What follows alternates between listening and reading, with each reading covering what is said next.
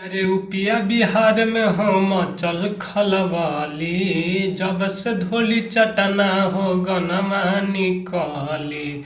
कि अरे उपिया बिहार में हम चल खलवाली, कि जब से धोली चटना हो गनमा निकाली। कि रोज रोज अफवाह फैलावेला ए भाई, कि रोज रोज मीडिया के गरियावेला ए भाई।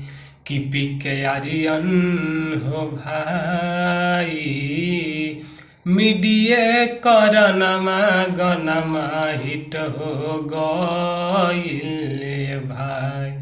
कि अरे मीडिया करनमा गनमा हिट हो गइले भाई। जे देखते हा तू वीडियो के हमर गलत बोलते ही त दे दीह कमेंट में नाम। एहो जे देखते हा तू वीडियो के हमर गलत बोलते ही त दे दीह कमेंट में नाम।